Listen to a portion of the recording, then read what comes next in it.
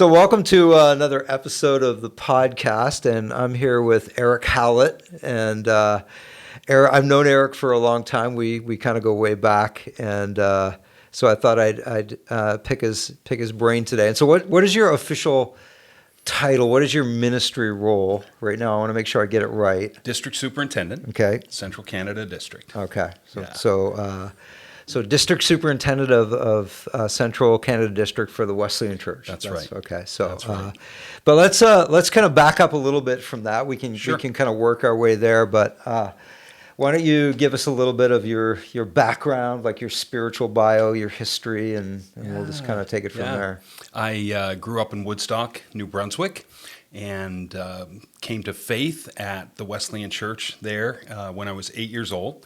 And grew up in the youth group. Larry Mitchell was my first youth pastor. Right. And then Dale McDonald followed him. So you had like the superstars. I have had the best of the best the whole way. And that was where... I'm actually going to be in Woodstock this weekend. So. Man, say hi to them. Yeah, Faith was formed in that incubator with those guys who just poured into us.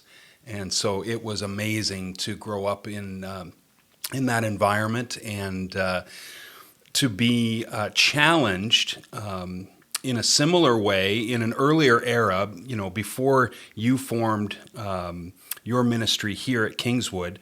There was Yes Corps and there was Life Corps and there was these kind of opportunities for teens and to I used to work for Yes Corps in the summers. There you go. So Yes Corps was my first mission, and that was in Denver, Colorado in 1985 to help plant a church.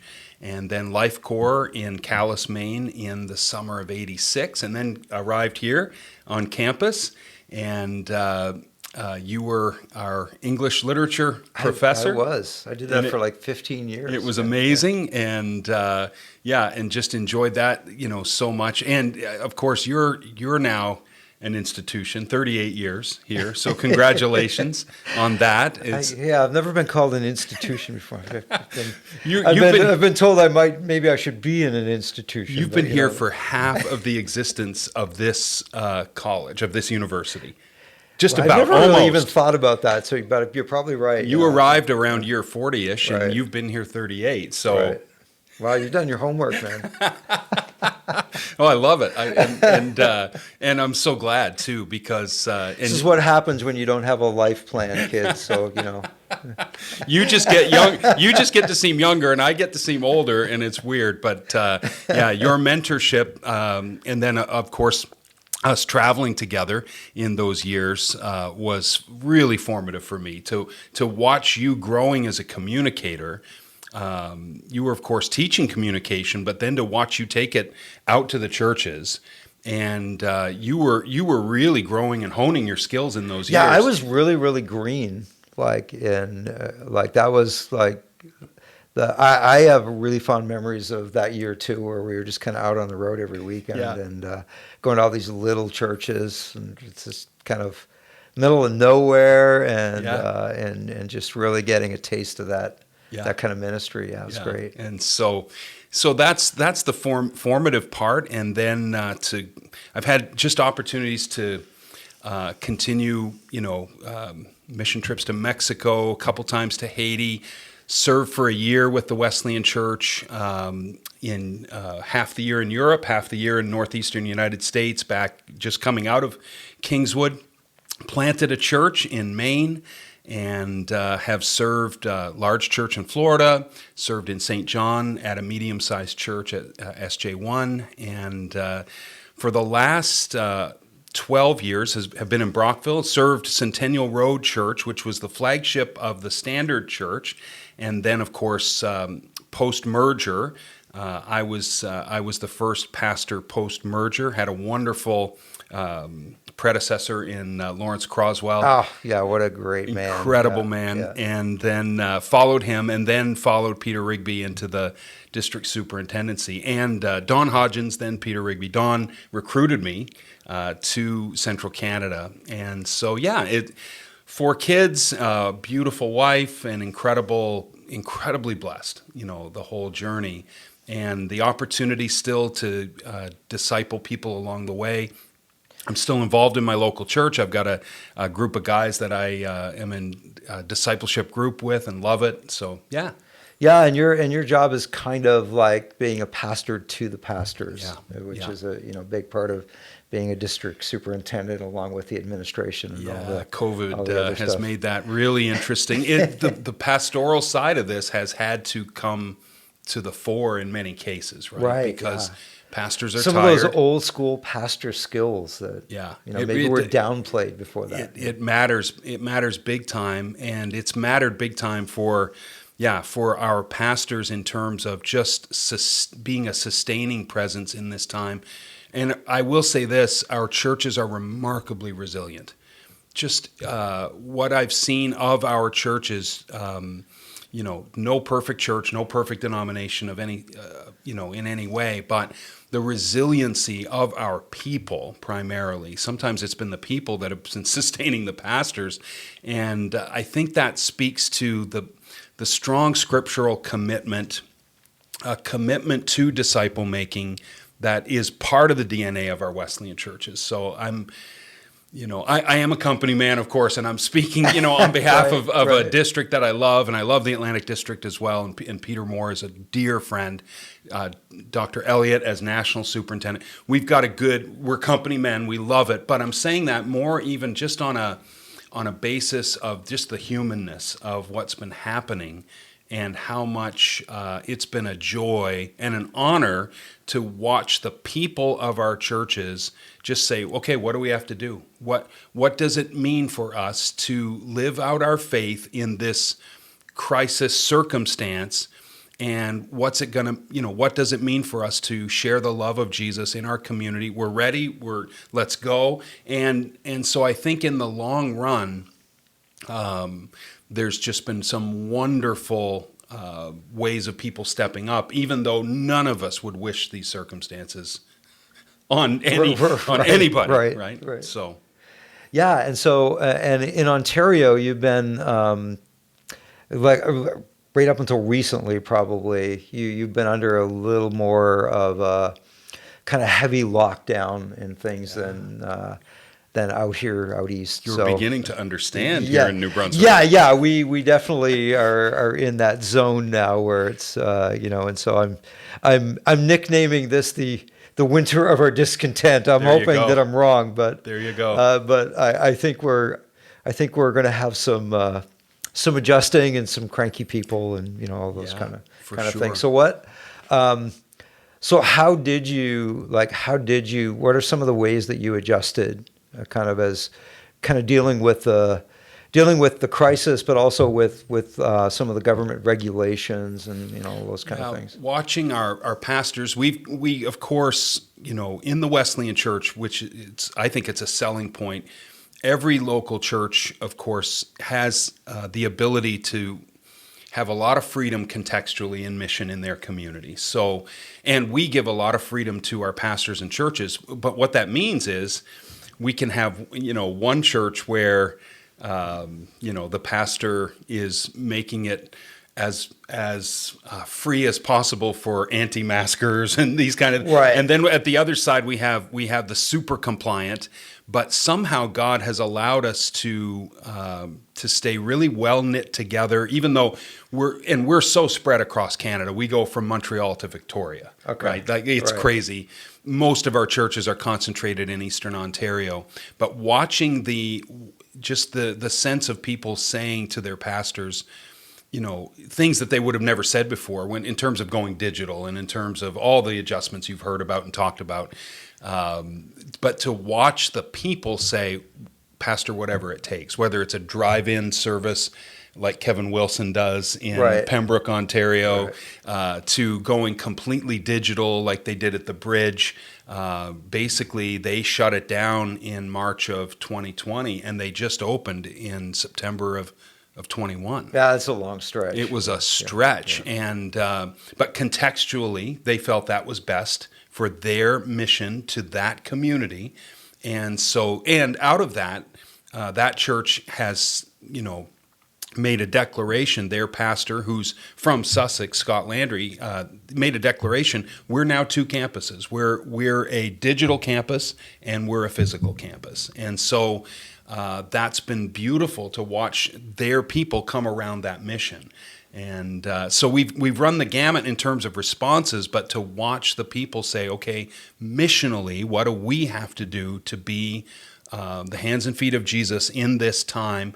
And so all the great practical sides of the ministry environment that you have led so well in praxis, watching churches just say, okay, what can we do and what do we need to change in order to be the most effective in our local community? So I'm bragging them up. I'm so thrilled with the group of pastors that I get to work with. And even though in some cases they're tired, in some cases, because we're human, right? It's just human to watch our friends who are just dealing with fatigue, dealing with the extra stresses, dealing with carrying the pressures of trying to, decide how do we navigate this week? How do we navigate this regulation or this new thing? And it is almost a weekly thing, yeah. It has felt that way. And the minute you feel like you've got some kind of handle, there's a new twist, right? And but to watch our people has been a joy, to see them. So. Yeah, I was actually on the phone with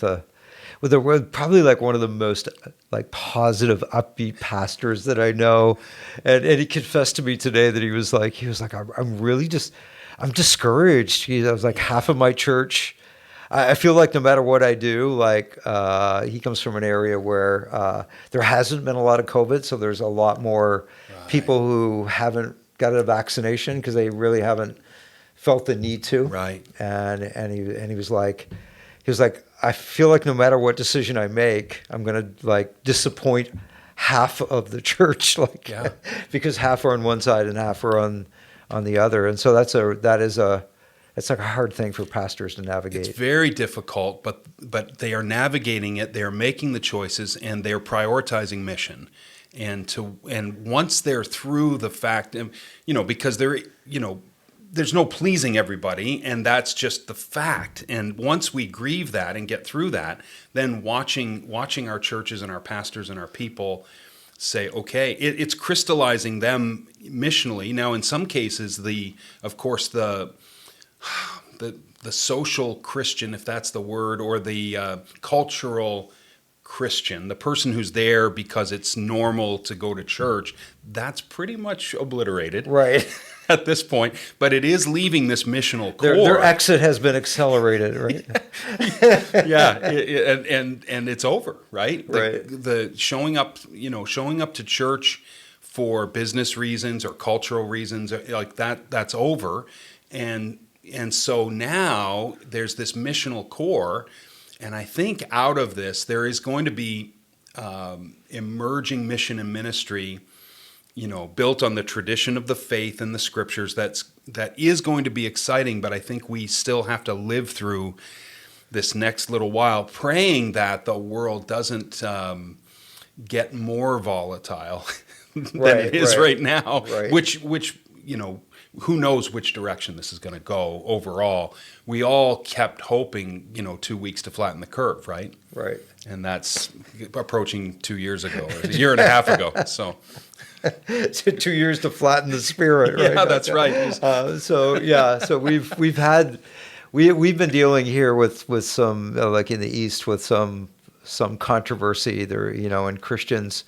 I've seen Christians come down on both sides of the spectrum. I can think in my mind right now of two people that I know pretty well. I know them personally. And I'm watching them post stuff online, and one of them is the vaccines are our savior, and the other one is like the vaccines are the Antichrist, right? And I'm kind of in the middle, going, the vaccines are man-made vaccines, and they seem to be. I would guess they have about a 60% success rate, and right. So like I wouldn't double down on either side too much because. Right. Because I don't think it's really one extreme or the other. So, have you dealt with some of that in Ontario? The politicization and the extreme extreme views of. Absolutely. We have an MP. I don't know, not too far from where I live, and he's been the champion of no more lockdowns. So you see all kinds of signs, no more lockdowns, and then at the same time you have Mr. Ford, who you would not have expected to bring as tight of systems as he has, but at the same time, here's what I've really come to the conclusion that everyone in their sphere wants the best. Right. And this thing is so complex that I'm convinced that 99.5% of those who serve in government and who are making decisions, whether it's New Brunswick or Ontario or at the federal level, I'm convinced that they believe they're doing God's work, or at least the good work. Right, the right thing. Right? Yeah, doing the right thing. And so that what I had to go through personally, and what I'm trying to help pastors go through, is to acknowledge the fact that we've had to go through the stages of grief. And somewhere in those 5 stages, there's anger. Right. I got stuck there really early. Now, none of my pastors would know that. Right. But I got stuck in there because sometimes as pastors, we're these friendly guys and we're wearing the smile. But in truth, we deal with that anger internally. And change, nobody likes change except a wet baby, right? Right. And so for many of us, we've had to deal with those stages of grief, figure out where we get stuck in the middle of that, and come to that place of peace on the other side, or acceptance. And I believe that God's been so good to me to give me friends from all perspectives to help process this. Our friends on Facebook generally are thinking out loud. Right. They're processing. Facebook's become, and Instagram, social media, even TikTok to whatever degree, has become a place. As much as there is thought on TikTok. Yeah, I know that 10 seconds or whatever it is. But that sense of a place to process out loud and get feedback in real time, I really think I tend to shy away from processing my thoughts there. Every now and then on Twitter, I'll post something. But in terms of, just in terms of processing, people need to process.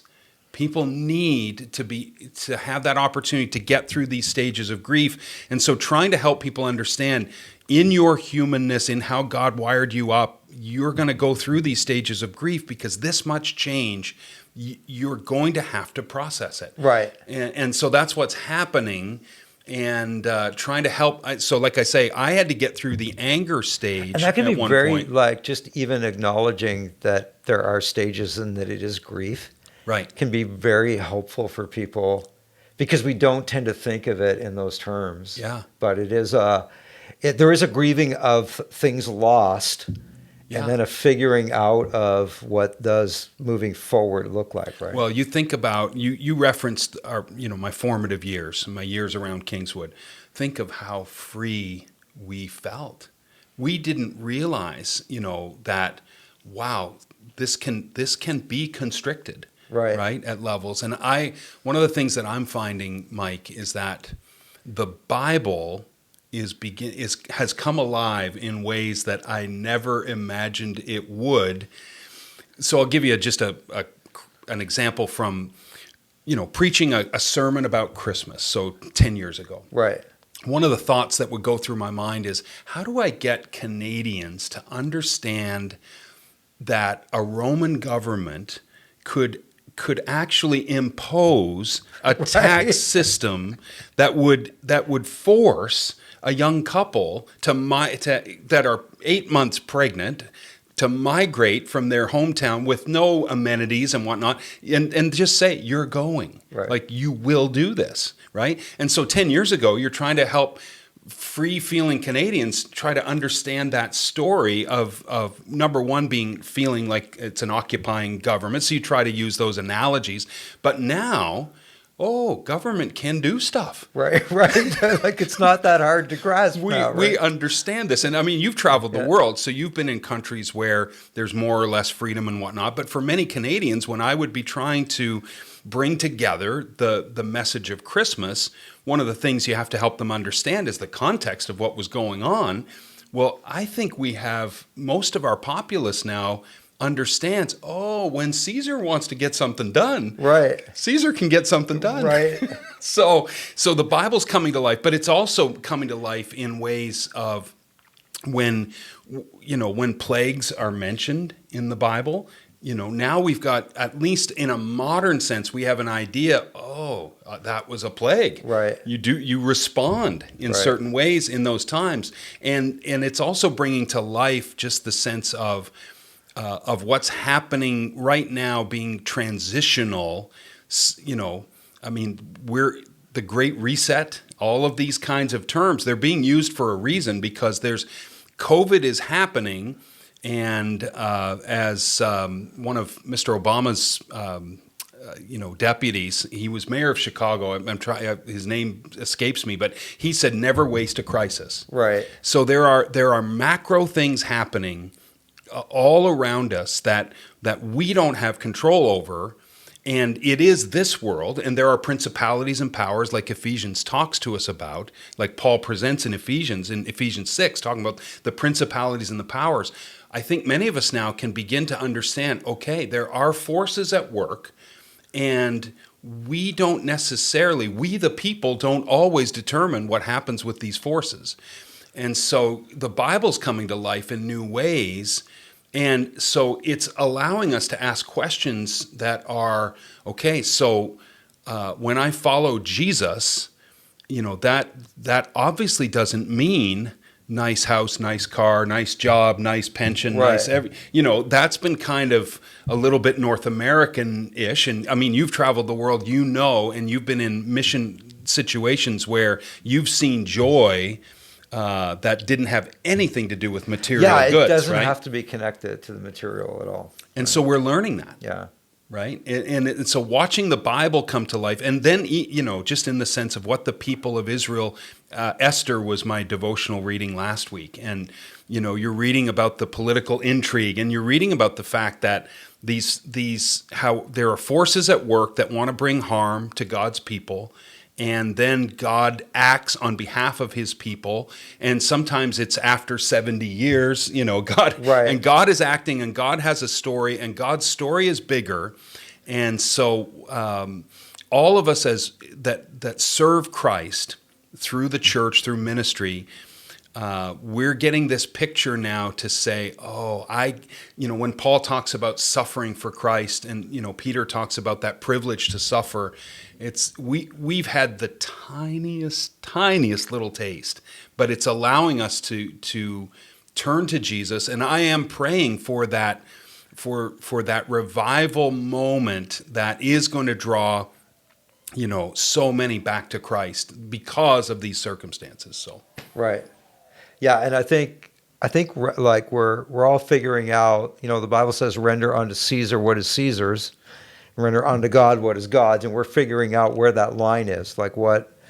Yeah, and balancing out like all the verses in Romans about being Romans obedient 13. to those in authority, right. And following the law. Like we don't want to break the law, just as a default mode, but also balancing that out with like Acts chapter 5, where where the disciples are being told not to preach the gospel, and they say we have to obey God, not men, rather right? than and men. So like there's a tension there, right? Yeah. In those two things, and I think I think some Christians are treating the regulations as persecution, and having been in countries where there is real persecution, like we're nowhere near that.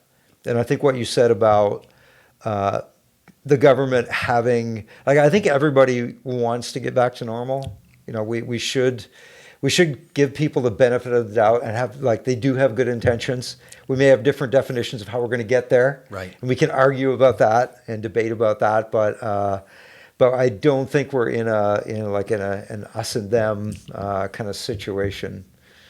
yet. And so we've got to.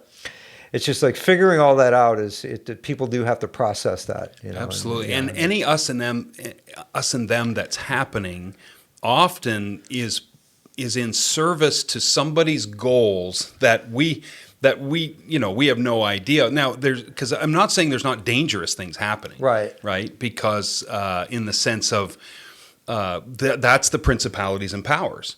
But we're called to, we control the controllables, and we're called to abandon ourselves to Jesus, who is the King, who has been crowned the King. He is the resurrected King. And at the same time, we're in that already not yet space.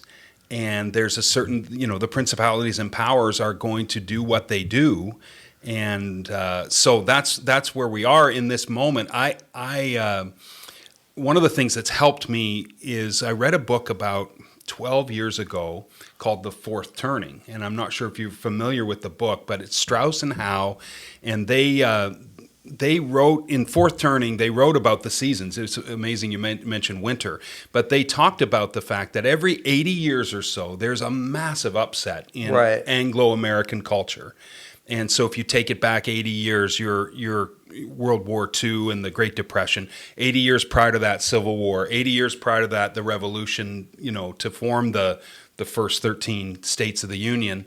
And 80 years before that, they're colonizing, they're moving out.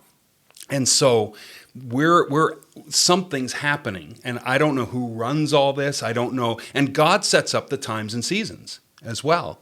And so, because we have in that story of Christmas, once again, you've got these wise people, wise men from the East, who are interpreting the signs, right? And they weren't raised in Sunday school, right? But they interpreted the signs and understood there's something massive happening right now in Bethlehem, and made their way there. Got to go be a part of it, right? So, yeah, and it's just like, we're going to go join this parade, right? And so right now, I think that's helped me, Mike, because at the micro level of this thing, I mean, we could be we could be in a constant state of and we are. Even just living right now, we're in a constant, but we could drive ourselves into so much more.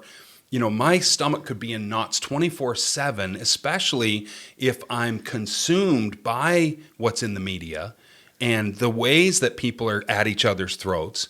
And so what's helped me is to go on a more macro and just to say, okay, in all of biblical history, all of history, there's wars and rumors of wars, there's kingdoms rise, kingdoms fall, and somehow in the midst of it, we live our stories, and this is probably anti-postmodern a little bit, in the midst of the meta-narratives and the meta-story.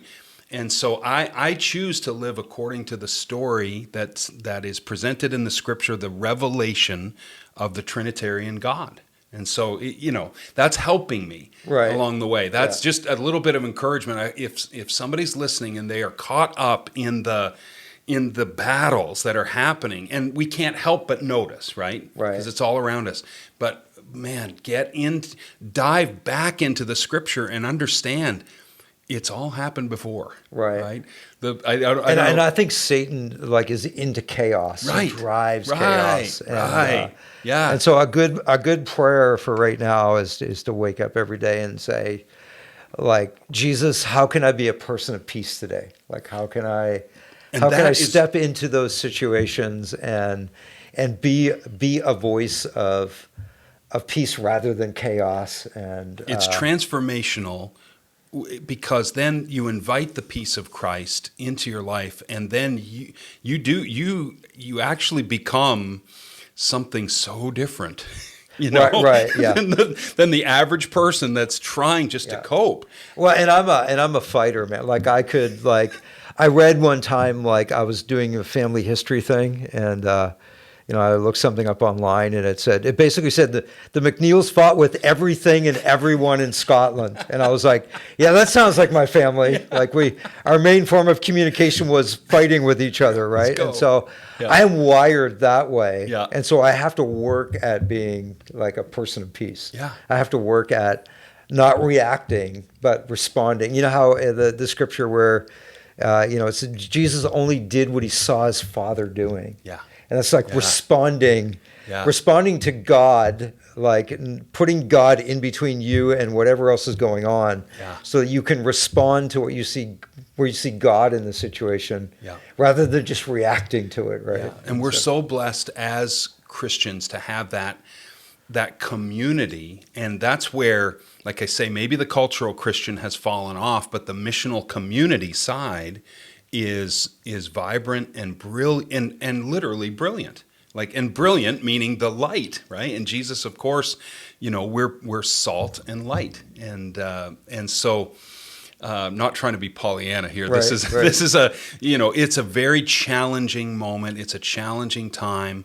We are in some, they use words like the Great Reset for a reason, because there's something happening in a this world sense that most of us, it's above our pay grade, right? As far as what's happening, we probably don't want to be in those rooms where those things are being decided. And yet we transcend all that through Christ, because we're in the throne room of heaven, which is the highest of the high, which has dominion and authority over all of these principalities and powers, and all these diseases, and all governments. Every knee is going to bow, every tongue is going to confess that Jesus Christ is the Lord, and it will be marvelous. The Bible uses that word. It's marvelous. It's going to be amazing. And so here we are. And I hope this is encouraging, to your audience, and hope to be encouraging to the students, through this visit, and loving it. So. Yeah, and I think probably, like, if we had to pinpoint, like, when was the last major disruption in culture, like a time when it just would seem like to the previous generation that things were just going crazy. Like I automatically think of the 60s, right, and just all the upheaval that was happening then, and I take great comfort in the fact that we're like right after the kind of crisis of the 60s, all that turmoil, kind of moving into the early 70s, you had the Jesus movement. Yeah, because people came to the end of themselves, right, and they came to the end of like, okay, we tried all the human solutions, and they didn't work, and so there was this massive turning of young people to God, right, and I think that possibility is always, like, how we respond. That possibility is always there. Well, it's bubbling under the surface, I believe. Even now, people are looking for answers, and of course, there are those who are critical, of our churches and of the church, and the church as the human institution side, just like the community of Israel. Right. Lots of sin, lots of problems, it's made up of us, Right, we're humans. And yet at the same time, God's plan marches forward in the midst of a history that I think is a cyclical history that is spiraling upwards to a climax. So it's not just a linear history, but I think history moves biblically and through Revelation in these cycles, because God created the signs and He puts the stars and the sun and the moon and the stars in the heavens, so that we can understand the times and the seasons. And these 4 seasons keep going and going. But I do believe that there is going to be that moment of the ultimate revealing of Christ, which is going to be, as I said, it's going to be incredible. But yet at this, we go through these seasons, and I think this is somewhat of a winter. And I don't know how much longer this lasts. I could see it going a few more years. I really wish it wouldn't. Right? On a human scale, you wish we were back into the springtime. Right. But yeah, that's the theory. These fourth turning guys, they have a theory that this 80 to 100 year saculum, or saculum they call it, that it moves in just like the season. In cycles. These cycles of spring, summer, winter, summer, winter, fall, winter. And so it would seem that we're in the winter of this of this situation, and praying that we don't get into some kind of all out kinetic kind of a wartime situation, because often these are marked by war, you Right. know, and not that a lot of the world hasn't experienced war, because they have. And we've just been so blessed not to in our lifetime in this neck of the woods, to understand. Yeah, and that. even things like going into a grocery store and seeing some of the shelves empty, Right. like those are all shocking things to Right. Canadians, Yeah. but normal in a lot of parts of the world. Yeah, And their so supply that- chains yeah, yeah. weren't tickety-boo, were Right, they? right, right. And so there's a lot of that there's a lot of adjustment to that kind of stuff. Yeah. So But it helps to get a bigger Right. picture. It helps to look at the thing from a biblical history standpoint, because then you're like, okay, this temporary trial, or where we are, we're still living materially, as privileged as any humans who have ever lived on the face of the earth, right? Top shelf. We're like the top 5% of all time, right? Yeah. In terms of and even we the live poorest. even the poorest of us Right. here is the wealthiest of the world. Right. Yeah. So Yeah. So just bringing the plane down for a landing Sure. here. I usually leave a little kind of spot at the end for if you had, like, where do you see the church going in Canada kind of coming out of this? Do you have any sense of like how things might look a little different? Because we're kind of addicted to doing church the same way we've always done church, or at least for like the last 100 years. But there's a lot of different ways to do church. Like, what do you, when you look into the future, are you predicting any things? Or Well, the trends that I'm paying attention to are the new Canadians, because if you look at white Anglo-Saxon Protestants, that birth rate is like, Right. it's down somewhere very, very almost to zero. Like, it's Right. crazy, right?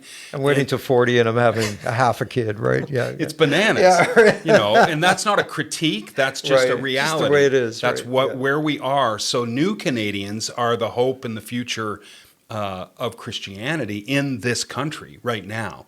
When you think about movements and where they're going to come from and where Christ will come. So watching, how we respond, and I think this is even coming to Atlantic Canada, which Atlantic Canada was kind of that last bastion of, the place where, just getting older and older and older. Right. So younger people, I'm praying that new Canadians are gonna be here in Atlantic Canada, Central Canada, across Canada, and in many cases they're bringing their faith with them. They're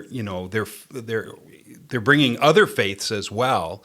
But I guess I'm praying that move and that change, that God will be revealed through these new Canadians, and that will provide renewal. I don't think there would be much of well, I got to say this in the right way. When you think about the larger legacy churches, Roman Catholicism, United Church, they are hanging on, or they are surviving because of new Canadians Right. coming in and being the renewal. And I think for us in the Protestant churches, in the evangelical, so-called evangelical world, I think we have to look to the new Canadians to refresh who we are, and then we have to continue to stay scripturally grounded. And I think we have to rediscover some of the tradition of the church, going all the way back to the early fathers, rather than just simply living off of, what has really been good to me over time, but that kind of evangelical success culture, Right. that is not sustaining us. It will not sustain us. And so we have to dive deep back into the roots of this thing. Wesley himself, John Wesley, who is kind of our spiritual father in the faith, he was in a movement in England that was, they had rediscovered the church fathers, the pre-1000, year 1000 fathers, and Methodism is kind of this interesting conglomeration of Anglicanism, Eastern Orthodoxy, and whatever, had been inherited out of the Roman Catholic system, all put together. So I think, Mike, that for us in Canada, it's just going to be vital that we understand we're part of this, of God's grand story, and that we've just got to think beyond these last 40 years, and we've got to think, basically through the 4,000 to 6,000 years of Christian history, and try to dive back in there. And I think Wesleyan Methodism, we have got the DNA to be able to process that. And so I'm excited, in the long term over this. It's not exciting to see churches, demographically affected especially in our rural, because our strength was rural, right? Right. And so now we have to figure out new Canadians in the urban areas without abandoning our rural roots, and we celebrate the best of that. So that's who we need to be. I'm excited about what God's doing, and I sense that God is doing a new thing. I don't think the Great Reset is God's, but I think God's, whatever human resets are happening, God's going to use that for His glory long term. Well, that sounds like a really good place to end. Thanks, a brother. nice positive note there. So, thanks for taking the time to come today and to share. And it was good. Good to see you. It's an honor, Mike. Yeah. Thanks. All right. So I will turn off the camera and edit the last part of that.